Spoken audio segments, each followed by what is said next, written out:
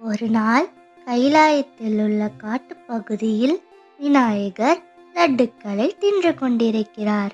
அருகிலேயே முருகப்பெருமான் விநாயகரை பார்த்து கொண்டிருக்கிறார். அப்பொழுது முருகப்பெருமான், அண்ணன் எவ்வளவு தான் லட்டுக்களை தின்று கொண்டிருப்பார்? எவ்வளவு லட்டுக்களை தின்றாலும் அவர் வயிற்றில் இடம் நிரம்பவே நிரம்பாது போல் இருக்கிறதே. எனக்கு கூட மிச்சம் வைக்காது இவரே எல்லாத்தையும் தின்று விடுவார் போல. அண்ணா அண்ணா, போதும், எனக்கு கொஞ்சம் மிச்சம் வையுங்கள். என்ன செய்வது முருகா, லட்டுக்களை கண்டாலே என்னால் ஆசையை அடக்க முடியவில்லையே. அண்ணா, இப்படியே லட்டுக்களை சாப்பிட்டு கொண்டிருந்தால் உடல் சுறுசுறுப்பாக இருக்காது. போரில் ஈடுபட்டால் எப்படி நீங்கள் சண்டை போடுவீர்கள்?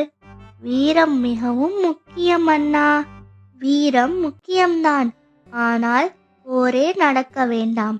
நடந்தால் பல உயிர்கள் போகும் என்று இறைவனிடம் வேண்டும் பக்தர்கள் இருக்கிறார்கள். அவர்களின் பக்தி வீரத்தை விட சிறந்தது. போரே எல்லாவற்றிற்கும் முடிவு அல்ல முருகா. அண்ணா, வீரத்தை விட பக்தி பெரியதா? இங்கே எனக்கு நிரூபித்து காட்டுங்கள்.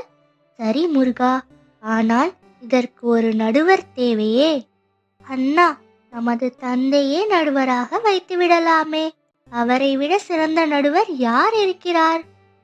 சரி முருகா, ஆனால் மீண்டும் கோபித்து கொண்டு மலை மீது சென்று அமர்ந்து விடக்கூடாது, சரியா? சரி அண்ணா, வாருங்கள் செல்லலாம். முருகரும் விநாயகரும் சிவபெருமானை நோக்கி செல்கிறார்கள். வாருங்கள் பிள்ளைகளே, நீங்கள் வரும்போதே ஏதோ ஒரு சுவாரஸ்யமான விஷயத்திற்கு தான் வருகிறீர்கள் போல் தெரிகிறது. என்ன, கூறுங்கள். ஆமாம் தந்தையே, முருகனுக்கு பக்தி பெரியதா இல்லை வீரம் பெரியதா என்ற சந்தேகம் வந்துள்ளது தந்தையே. அதை தீர்ப்பதற்கு நீங்கள் தான் உதவ வேண்டும். இன்று தங்கள் விளையாட்டிற்கு நான் தான் கிடைத்தேனா? சரி, நாம் ஒரு போட்டி வைத்து இதை தெரிந்து கொள்ளலாம், சரியா? சரி தந்தையே, என்ன போட்டி வைக்கப் போகிறீர்கள் தந்தையே? கைலாயத்தின் வனப்பகுதியில் ஒரு மலை உள்ளது. அந்த மலையினை நீங்கள் நகர்த்த வேண்டும். இதுவே போட்டி. எந்த ஆயுதத்தை வேண்டுமானாலும் நீங்கள் பயன்படுத்தலாம். ஆனால் வெறும் 2 வாய்ப்புகள் மட்டுமே கொடுக்கப்படும். தயாரா? போட்டியை இப்போதே தொடங்கலாம் தந்தையே. நான் மிகவும் ஆர்வமாக உள்ளேன். அனைவரும் அந்த பகுதிக்கு வருகின்றனர். முதலில் முருகப்பெருமான் மலையை நகர்த்த முன்னே செல்கிறார். அப்பொழுது சிவபெருமான், முருகா, ஆனால் ஒரு நிபந்தனை இருக்கிறது. இந்த மலை மீது நான் அமர்ந்து கொள்வேன். அப்பொழுதுதான் போட்டி துவங்கும், சரியா? இவ்வாறு கூறிவிட்டு சிவபெருமான் மலை மீது அமர்ந்து விட்டார். நான் தந்தைக்கு பாடம் சொன்னவன், இதெல்லாம் எனக்கு சின்ன விஷயம். இப்பொழுது பாருங்கள். முருகப்பெருமான் வேகமாக அந்த மலையினை தள்ளுகிறார். ஆனால் அந்த மலையானது ஒரு அடி கூட நகரவில்லை. வெகு நேரம் முயற்சி செய்த பின்பு முருகப்பெருமான் சோர்வாகிவிட்டார்.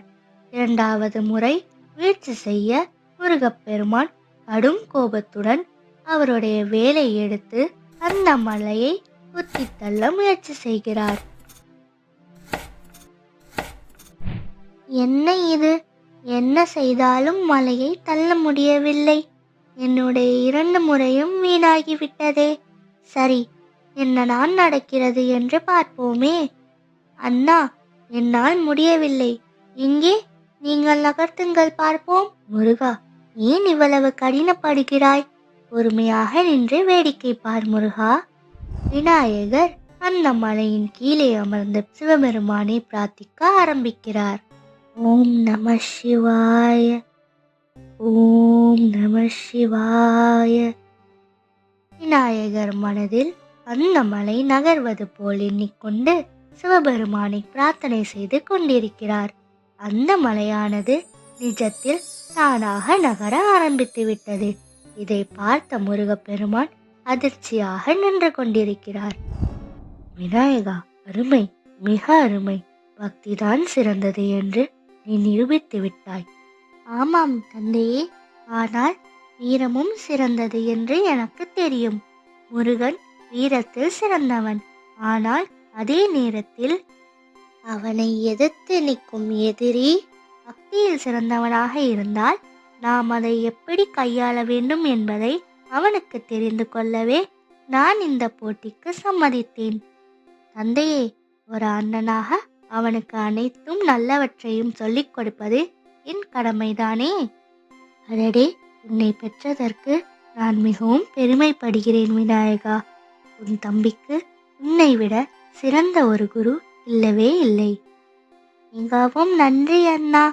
எனக்கு ஒவ்வொரு முறையும் பல பாடங்களை எடுக்கிறீர்கள்.